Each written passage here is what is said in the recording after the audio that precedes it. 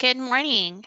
This is Pam Batchelor with NCDPI, and welcome to our panel for Schoolnet. We are excited to have you today. I have just put the presentation link in our chat. I have with me, along with Digital Teaching and Learning, I have Cami and Aaron.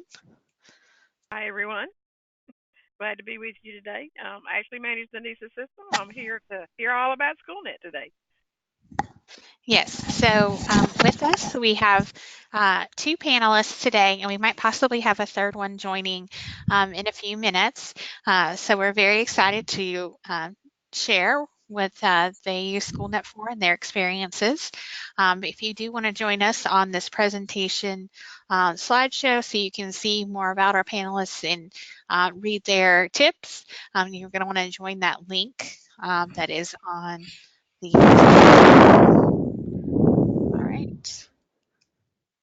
We're going to start with just a couple of quick polls just to make sure our audio and is working okay. So first we're going to start with, can you hear me talking? So give a few more seconds to respond to that poll.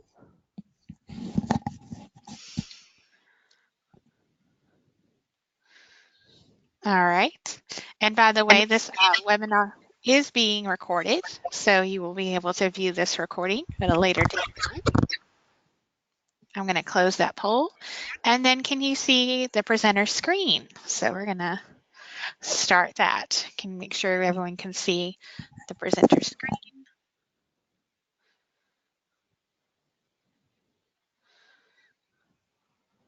All right, one final question for you today as we get started, and that is, what is your current role? And I see we have about 19 folks online. We had about 70 register, so I'm hoping folks will pop in here on the next minute or two.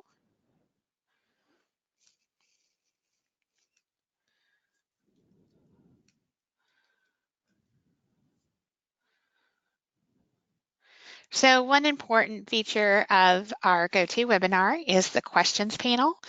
So please, as our presenters share their experiences and as we have a discussion later, if you have a question for our panel member, please use the questions feature to record your questions. That was something I asked in your reminder emails, was that you bring some questions today for Schoolnet. So we can't wait to get in and discuss those, but please use that questions feature to submit your questions. That way we have keep track of everyone who's asked a question and we can follow up as needed. So I'm going to close this poll and I'm going to share the results just so that way everyone has an understanding of who's in the room virtually joining us today. And so it looks like we have quite a few classroom teachers as well as instructional technology facilitators or curriculum coaches, as well as some district central office staff. So thank you very much for sharing and being with us today and taking part of your time. So I'm going to go over a couple of the more boring parts of the presentation. And that is our CEUs. So for joining us today, you will get an email from me within 5 business days with your certificate of participation in the live webinar. We do recommend digital learning competency credit. However, your school or district has a local process that you need to follow, and they retain the right to approve or deny all the credit types. So please make sure that you are including a little justification or some screenshots of how these webinars are affecting your instruction for digital learning competency credit, or how you're sharing these out. However the connections are, there's several ways that you can connect these to digital learning competency credit.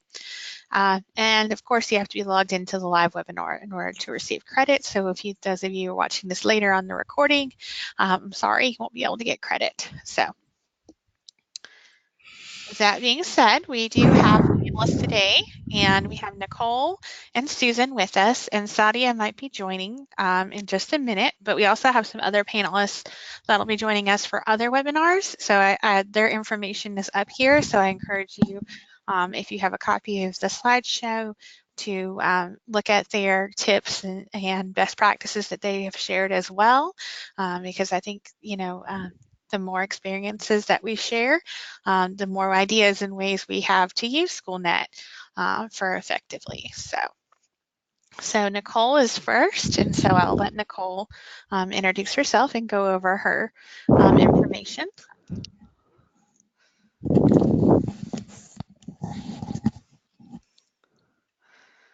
Hello? Okay. Yes. My name is Nicole Covington, and I am currently a digital technology instructional facilitator for Holt County Schools.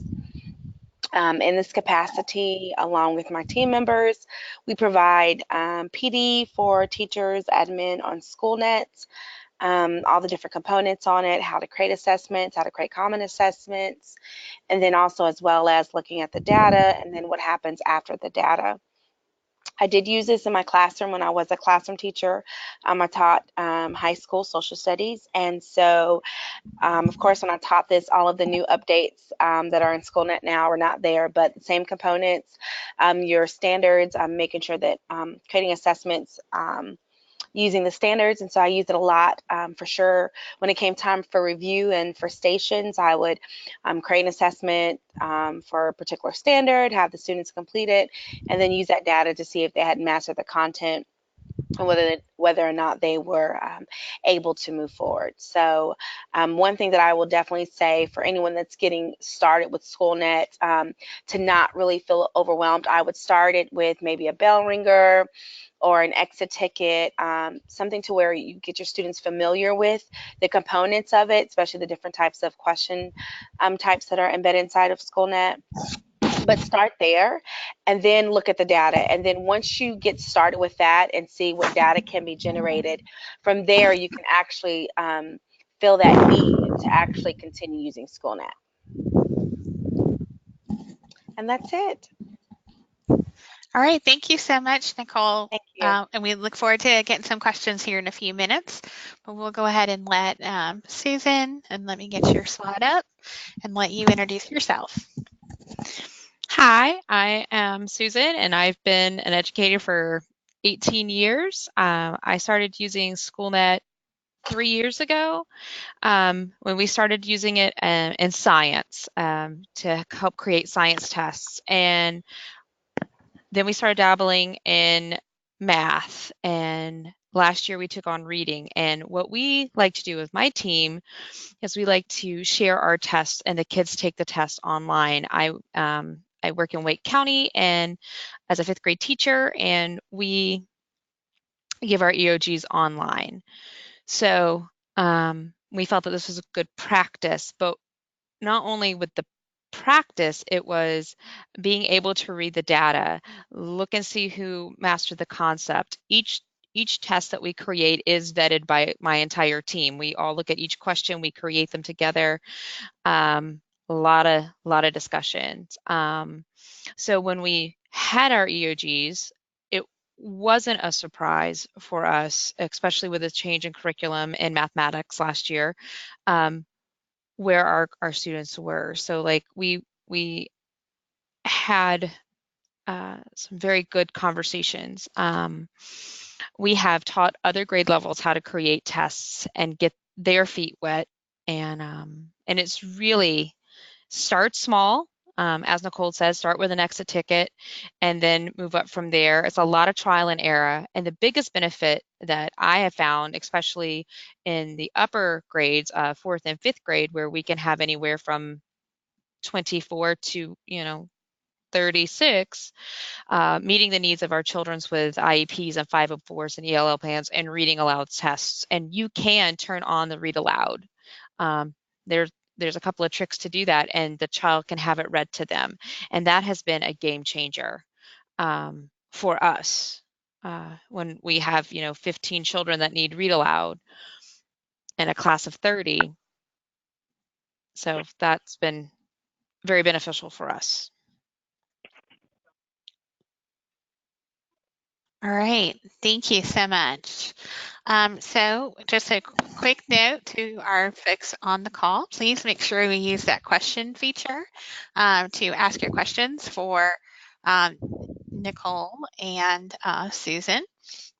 So Nicole, I know you are now a instructional coach on ITF. So do you work with all grade levels and subject areas? So yes, so we service along. It's a team of six, but I'm one member of this team, and we service everyone within the county. We do have we're assigned to schools. However, we provide PD for throughout the district. So of course my experience was with secondary, but because of this position, I've had to get my hands wet in elementary. So that was definitely an adjustment. Working with elementary and kind of using those frameworks, but we've seen the impact, and even in elementary, my team members and I, we just did a PD, I want to say Friday on Thursday on Schoolnet. And so with elementary, they do a lot of stations, and so we put ourselves together, came up with a kind of like I guess you could say, a plan and document on how to create Schoolnet assessments that are directly aligned with the standards and the learning targets. And so just looking at that, just the power that creating these assessments and aligning them to standards and use them in station, the power that the teacher is going to have, with looking at that data and seeing what the student really does know and what the student really doesn't know, and then what you can do afterwards. So it's definitely something that once I started using it, like I had to use Schoolnet. Even when it was just paper, we were using the paper and the printer and scanning the documents, to now all the awesome things that's in there. But just the benefit of it, and the data portion. I mean, the data that comes from Schoolnet is phenomenal. I don't know if I was in the classroom, like we would always use Schoolnet assessments because it gives you a very clear picture of the student's needs, and what what the student needs, and across the board. So yes. I want to follow up with what Nicole just said. The data really does do a lot for us. We can see not just which students didn't have the mastery, it tells us what standards and where we need to go back, what standards we need to reteach, what standards we need to pull small groups. It really breaks it down so nicely. It is amazing, the tool that we have for being strategic educators. Great. And so we have had a couple of questions roll in as you guys were sharing. So Andrew was looking for some tips on, he has a math background, but he's going to be doing some Schoolnet training for ELA. So I didn't know if either one of you had some tips on how you go about approaching ELA tests for Schoolnet. I will say one thing with ELA and the standards, and I don't know what grade level he is looking at, because the passages that are created in the test bank, when they provide the questions for them, there is kind of some limitations with ELA, not with the assessment portion of it because there's so many things, but with passage you may have 4 or 5 questions, but one of those questions will actually align to one standard. And so one thing that I would always encourage teachers is, yes, use the item banks that are there because they are vetted. Questions from NCDPI. If your district have created some questions with the new feature of the item bank, use those. But also really get in with your PLCs and learn, work together and create assessments. Because once you learn how to create your own assessments and you all work together and vet the questions, it's so much power in that, because when you guys come with your grade level text and so forth and so much, it lends you so many opportunities to use. So I would definitely would begin looking at creating your assessments, and what is your district's or school or PLC process of vetting questions to ensure that they are quality questions, but just really learning how to even pull the text from Schoolnet and learn how to create questions with using that test. ELA Yeah, takes a long time to create. You really have to go in and look around. As Nicole said, there's like one story and one question that might match the story, but you really do have to, is a lot of trial and error with creating ELA, which are the longest to make. We haven't found a quick way. It just takes time. Unfortunately, it takes. But you have to look. Like you can, the bank is there. The stories are good, but you might have a story with 4 or 5 questions that go with that story. So if you want to, you might have to do 2 or 3 stories, which can take a lot of paper. If you give it online, then there's ways around that. I think working with a group, I think will always be beneficial. When I was in the classroom, I had a coworker and we would always work together in creating assessments and then, implementing them. However, but working in a group, because that will definitely help. And then once you all get in kind of the swing of creating assessments and vetting them, it will still take time, but it won't be as tedious because, we have this protocol, we know what we're looking for. And then once these questions are created in the item bank, they are there forever. And then every year or every quarter, you build upon those questions. And so then by next year, for one standard where you initially only had 5 or 10 questions, as you all increase your item bank, you'll have 20 or 30 or 40 questions. And so then you get to a place where, hey, I only want to use 5 questions for this standard. And that's always an awesome place to be. Yeah, and I'll chime in a couple of things. The upgrade to Schoolnet this summer, there is a new feature to group items and passages together. And so hopefully you'll find that makes it a little bit easier for finding those ELA passages. And it now defaults to returning passages with the most questions based on the standards that you selected. So you should be seeing, passages that have, 15, 20 questions with them, but not all of those 15 or 20 questions are going to be aligned to just one standard. I know a lot of times teachers want a lot of questions on a passage that, if it's retelling main idea, they want, 4 or 5 questions that are, on that one passage that are about retelling the main idea. And so you might take Nicole and Susan's suggestions about co-authoring and adding some additional questions to that passage if it only has a couple for that one standard and you would like to add a couple of more. You can in Schoolnet add a question to a passage that's already been created and then continue that process. And if you use co-authoring, then maybe you can split up the work and one teacher creates a test with one, or creates part of the test with one passage in the questions, and then another teacher takes another passage. But it is an investment of time.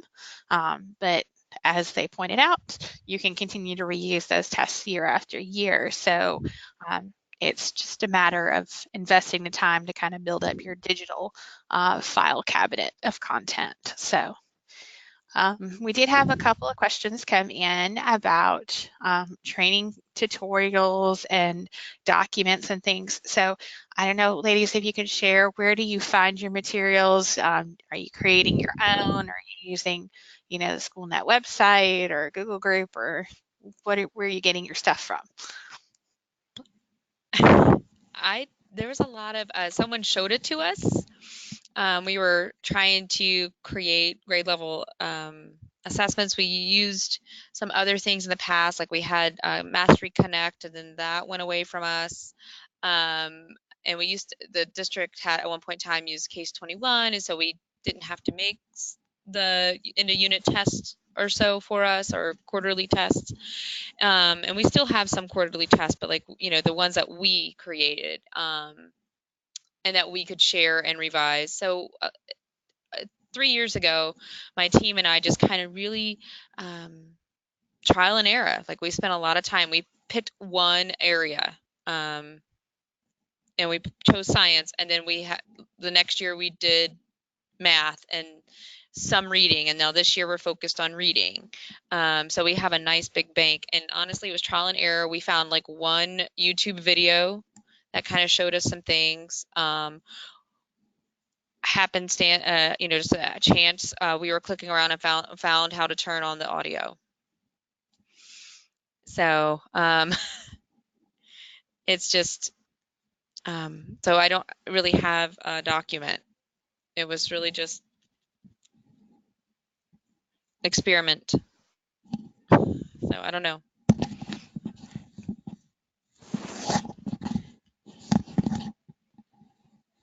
Along with Susan, we have done a lot of trial and error, just getting in there and using it and trying to figure out, what happens. Our boss also works with home base, so we kind of have for sure some resources within her, as well as if there is some technical, something I'm not for sure of. I do use the Schoolnet help. It's pretty good. It has a lot of, gives you step-by-step directions. It's very detailed and it's aligned with the updates. We've also used the sandbox for Schoolnet to kind of go in there and play around as well, because I don't want to go in there and break something because of my level of access. So the sandbox is really good because you can go in there and try so many different things, and that way if it doesn't work, you kind of have your trial and error instead of posing a test to the whole 8th grade, and you don't want the whole 8th grade to have access to that test. So we've used that, and we also create our own tutorial videos. And so our district, our team has been creating videos, and we have like a Howto Hub on our district website. So as we kind of go inside of different platforms, go inside of Schoolnet, especially teachers will send us an email saying, how can you help us with this? And sometimes we're able to go to the teachers, and sometimes we have to create instructional videos. And so we'll create instructional videos, and then we'll send it to our team member, and he uploads them to our Howto Hub. So that's also a way that we help teachers, because sometimes even though you have the Schoolnet help, and some of them, they do have videos, and so sometimes related topics is phenomenal, but then sometimes I don't know if they just want to hear our voice. I don't know what it is, but we do have the Howto Hub. So kind of just a little bit of everything, and how we kind of learn about Schoolnet, and then how we disseminate that information to teachers in our district. Awesome. And is your Howto Hub public? Is that something that maybe we can post a link to? Yes, our Howto Hub is public. You would go to Hope County Schools main webpage, and then click digital teaching and learning. Digital teaching and learning. Mm-hmm.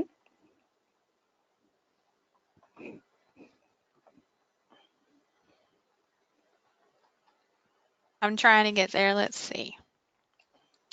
And then you're going to go to departments. Okay. And then you go to digital teaching and learning.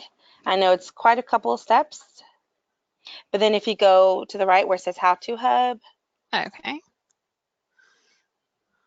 And so one of our team members have used this awesome table. I couldn't even tell you about that, but then you would go, And so you would see the videos that were created, as well as we've pulled in. So if I went to the how-to and I found something that I was trying to look for, then I'm like, hey, this is wonderful. And so then we'll post it there as well. So. And I just posted the link in the chat for anyone who wants to visit the Hope County Howto Hub. I also have some resources in our presentation. So I have tried, because I had a very similar experience to how I learned Schoolnet with Susan and Nicole, kind of trial and error. So I've tried to really, in the last year and a half I've been at TPI, I've tried to kind of collect and curate some of those resources, so that way we're not all having to start from scratch. So there is a Schoolnet YouTube channel that is maintained by Pearson, which is the vendor for Schoolnet, and so they do post short instructional videos there. We also have a DPI Google site, which has resources. So we've got helpful documents, and as well as presentations that I've made when I've gone out to different districts and done some trainings or workshops on Schoolnet. I've posted my presentations that I've created. So you are welcome to use those. These are the ones that I've done this summer. So you are welcome to use these slide decks when you are doing your trainings or sharing with your teachers. And I do use as well the help features within Schoolnet. So we have in Schoolnet, if you go under Instructional Resources, which I know, everyone usually thinks about Schoolnet for tests, but if you think about instructional resources as well, instructional materials, and there's a subject that says home-based training, and there's about 150 help documents there.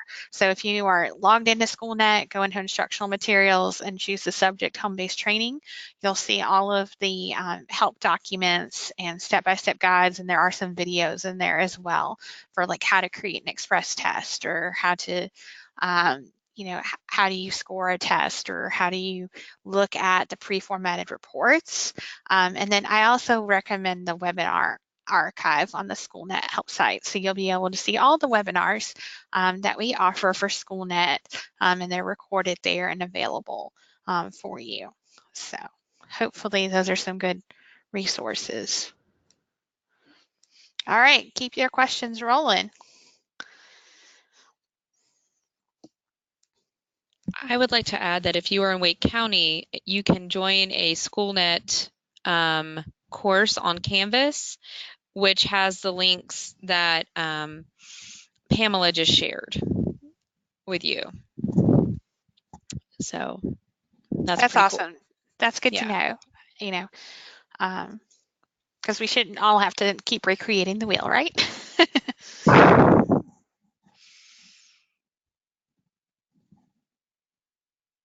I have a question for the group. What is your favorite report in Schoolnet when you're looking at data, and how do you use that report? Are you serious? How can you ask a question like that? I think I want to say standards mastery. And I hope I'm not saying the wrong report. But one that I completely love, I believe it's standards mastery. Because this is the one where, so I'm all about grouping students and I'm all about like, how are we going to use this in the classroom? What are we going to do afterwards? And so I want to say it's standards mastery. Hold on. I'm pulling it up. You're right. It is standards mastery. Because it allows you to see exactly, it allows you, so it takes your standard and it tells you like kind of what the students, what they scored on that particular standard within that particular assessment. However, so if I was a teacher and I walked in and I looked at this particular standard, I could use this immediately the next day. I can walk in and I'm sorry, I just had some technical difficulties. I can walk right in and I could say, I have these 10 students that did not master. I have these 3 that did. And I can take this information and immediately group my students that morning for station work, for group work. I can have classroom experts. So it's a report that gives me a very clear description of the standards for that assessment. And then it also allows me to see very quickly how many questions were within that standard. So if I were to look at it and I saw only 2 questions, maybe I don't know, how I would address that because it's 2 questions. A student can, honestly bubble A, B. But when I get into questions that perhaps have 4 or 5 for a particular standard, and then I look at the students, it allows me the next day within 5 minutes to say, okay, these students need assistance with this particular standard, and we can just dig inside of it. So that's one report I absolutely love because it tells me, it gives the teachers the opportunity immediately how to provide support or intervention for a student. If I had to choose one particular. That is also my favorite. I can group my students. I can also see what area I need to reteach as a teacher as a whole group. But another thing that's helpful is like, man, I like to look at item analysis. I gave an ELA assessment yesterday, and I had to go see, like, I was able to see with the analysis that my students all missed number 12. Well, what was the question for number 12? I could go and look and see what standard, what the question was, and how to reteach that. And that's obviously in a whole group instead of just a small group, but I can kind of, it just gives so much information. I mean, you get when you get a report on Schoolnet, you get a test summary, a standards analysis, an item analysis, a standards mastery, and then also can give you your trends, which I haven't played with trends much because it's still kind of early in the school year. But there's a lot to discuss and a lot to have crucial conversations with your team and crucial conversations with yourself with the data. Yeah, and I just pulled up the item analysis I logged into the training site real quick, just so that way anyone who hasn't seen these reports can kind of see them for the first time. And we did our webinar last month, actually went through each one of these reports and kind of gave suggestions about what they are and how to use them. So I encourage you to go back to our webinar archive for September and look at that recording. Possibly, you could send it out if you're doing some training and want to inform your teachers about what these different reports are. But I do love the item analysis too, because when you click on each item and it's trying to load, the training site's a little bit slower. It's not on the same server as our production. So if you're ever in the training site and like, oh, this takes a while, it does take a while because it's the training site and it's on a slower server. But just usually item analysis is the one that takes forever. Mm-hmm. So Angela was asking, when can we find the recordings? So all of our recordings live on our Schoolnet Google site, which is linked at the end of the presentation. And so you'll see a tab that says Webinar Archive, and you can see all of our recordings going back through all of last year's recordings as well. So just depending on how far back you want to go, there's a good little library of recordings. Let me see if that item detail. So here is what I think Susan was talking about, where you can look up the question and the answers, and then you can see the most common error, most common correct. And I like this screen because it doesn't show student results. So you could actually like pull this up with your classes. And you can do this next item, previous item, to go through like the whole item analysis with your class. And then there's this little golden M, and that links materials. So it'll search Schoolnet for any instructional materials that are linked to that standard.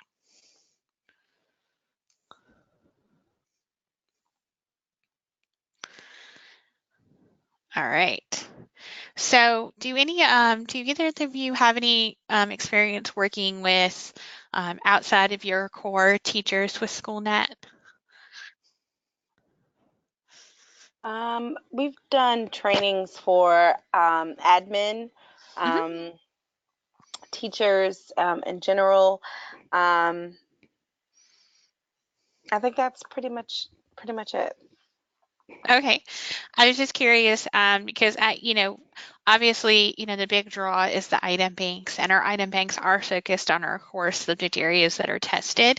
But Schoolnet could definitely be used too for our elective and enhancement areas as well. Schoolnet questions for assessment support videos. So, you can upload a video of, I've seen PE have proper like technique demonstrations, and then they ask their questions after students watch the video, and then also supports audio clips. So I've seen some music teachers upload audio clips and then have asked the students questions based on the response to that. So. We have a teacher in our district who teaches Spanish, and his Schoolnet assessments are phenomenal. He'll use it to record himself speaking in Spanish, and then the students have to translate in English. He would have a conversation, and the students have to select a choice on how they would interact with the person.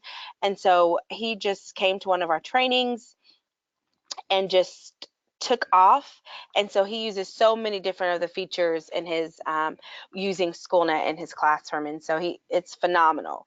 The things that he has learned to do with Schoolnet and how he assesses his students in the Spanish class. So he does a lot of those audio clips and using those features with his students.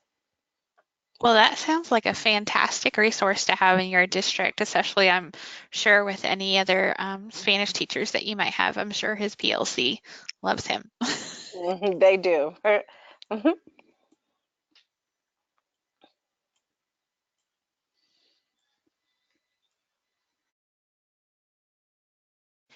Okay, so I'm wondering, here's another question.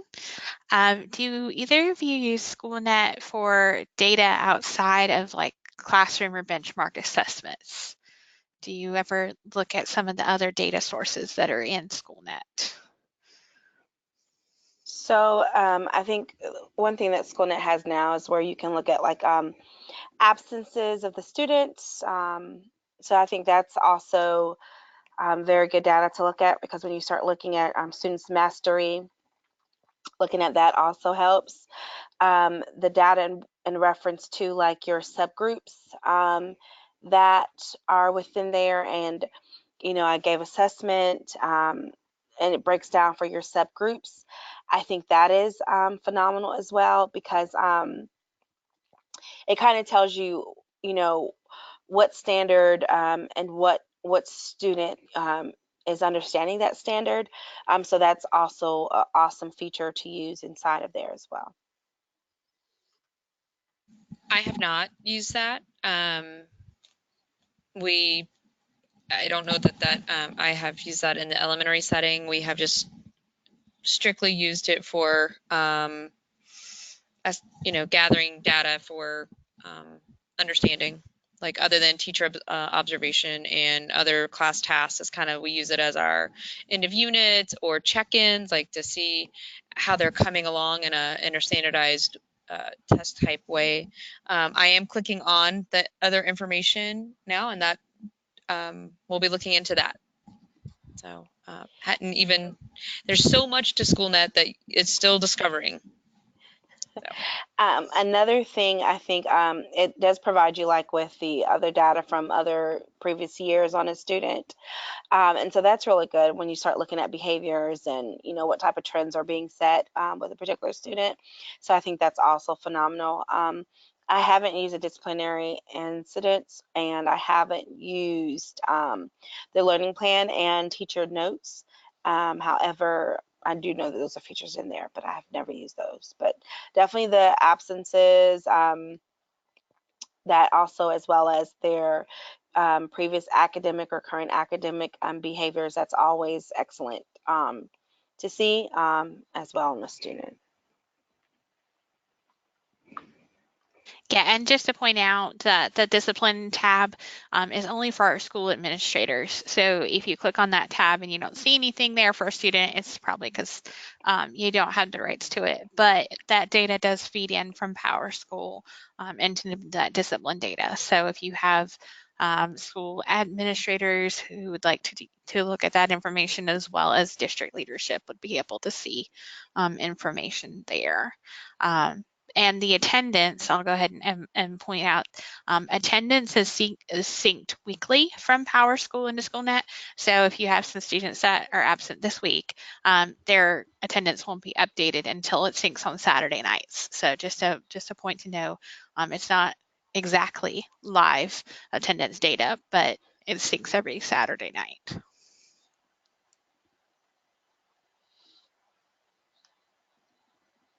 And just looking at the where it says student profile on the very end, where it says the test nav PMP, that is the that's where you click it to enable the voice for the read aloud. So text to speech, you can turn it on there. Yeah, and that's a great point to bring up. Thank you, Susan, because each student does have to have this marked in order for them to receive accommodations on a test. So you have to enable the accommodations on the test as a teacher, but then each student who needs those accommodations has to be marked in their PNP, and that can be done by any teacher of the student, and it only has to be done by one teacher. So if I mark this student's PNP, then they would receive those accommodations on any test in Schoolnet that has accommodations enabled. So, if you want to do it by homerooms or, EC caseload, that's definitely a way you can work at it, but not every teacher has to mark it for every student.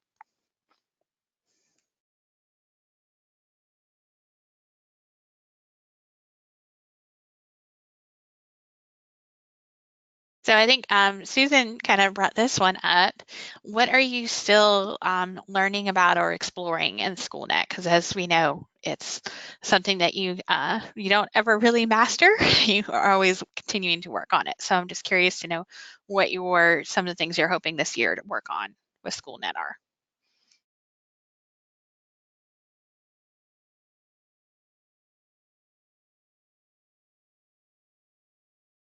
Our goal is to really figure out or streamline the reading, because we do have a couple of things that we do, but like just we have one teacher who kind of is the mastermind and behind the reading. I'm the science and math person, but really kind of help them so they don't feel like they're have the burden. So just finding ways around, and the co-authoring is we figured that out. We figured that out last year, but just where it's not so much to go through, because you do have to vet a lot. Even when you type in a standard, you still have to see it. Well, is that how I taught this, or is that a question that we're using, or is that what when we teach RL1 at this time of the year, is it because we build on inferencing, what it'll look like at the end of the year, like just not making it so vast. So like not like I'm making it sound terrible and it's not, but making it where it doesn't feel so much. One feature that I don't think we probably use a lot in this in our district is the instructional materials. We know it's there, on the assessments. When you start looking at some of the reports, it'll have that icon on there so that it's very present. But I don't think that's a feature that we kind of really mentioned, because I think we're so focused on data, data, data. And so I think definitely working with our teachers and looking through those instructional materials and kind of digging through those. I think for me personally is learning more about the different reports, and then the reports that you can generate in Schoolnet, depending on the level of access you have, but definitely digging inside. I mean, because Schoolnet, I don't know, it's kind of like a little city, I think, because you can click on one screen for a report, and then you click on this and you go to another screen. So really like the navigation of, making sure that I know the direct path to this type of report that I want. But Schoolnet is always updating, and so you kind of always have to have, like was already said, kind of still be a student, because just as soon as you're like, okay, I got it, they have a new question type, and I'm like, ooh, what can happen there? And so just kind of really kind of keeping myself up to date with the new features that are constantly adding. And then even looking at the standards, I know this time around, or I think they added more CTE standards. And so you kind of don't know necessarily what standards have been added unless a teacher comes and say, hey, I teach automotive. Can you help me with Schoolnet? And so just kind of be kept up abreast of, the questions that have been added for different courses, just to ensure that everyone has access to all of the wonderful components in Schoolnet. Yeah, and you bring up a great point. CTE does update their standards every year, and when they update their standards, they also write new questions. So just keep in mind that anytime the standards have changed for a CTE course, such as I think this year one of them was drafting and one of them was auto mechanics, as you pointed out, they have new questions now in Schoolnet to go along with their new standards. So just keep in mind that for CTE folks, you might get, hey, this, I don't see the questions from last year. And that's simply because if they've had a standards update, then their questions get reloaded for the new standards. I know one thing I will say that the new the item bank they kind of got a I want to say an uplift. I don't know how to say it, but I love that feature. Like I said before, we just did a PD. Me and one of my team members did a PD using item banks, and traditionally, I never, when creating assessment, I never started in item banks. Um, we always just created the assessments and went from there. But just this new feature with with item banks and how you can share an item bank with another teacher, it just allows so many great things to happen within a PLC, and even across the district to happen. And so me and my coworker or my coworker and I were trying to figure out where do we start at, and so with the PD, and so we came across, well, we start with item bank, because if you create an assessment that's not in the item bank, those assessment questions, they don't just naturally go to the item bank. And so if you start there, is so many different opportunities to happen within PLCs and with teachers. And so just looking at that new feature and how you can share an item bank, how you can determine the access of a person when you share with item bank is just, I just fell in love with this new item bank, with the item bank update. So Awesome. Well, it sounds like, Nicole, I need to invite you back. I think, I can't remember if it's February or March, we're having a webinar just about item banks. So that would be awesome to share what Hope County is doing. So are there any other final questions for our panel before we wrap up? I was just going to add that, what we're going to do this year, we're going to start investigating the item banks. Thank you, Nicole. No, I think the item banks will be that thing that we can really look up look up the standard and find, because there was a thing I found where it's like click to the story and all the items for the story, and I think that's a great way to go. Thank you very much, Nicole.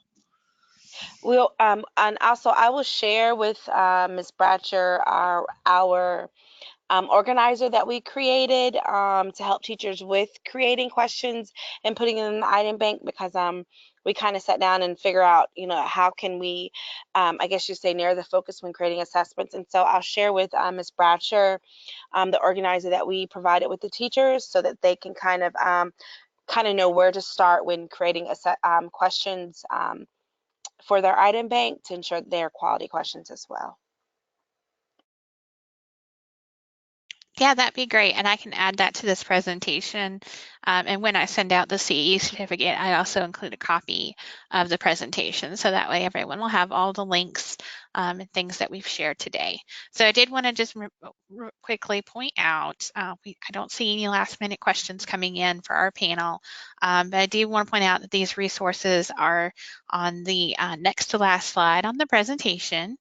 And I have my contact information as well. So feel free to reach out to me with any additional questions. And I just want to say a huge thank you to Susan and Nicole for joining us for this part of the day and sharing your wonderful expertise and experience in using Schoolnet and just being a great encourager of Schoolnet.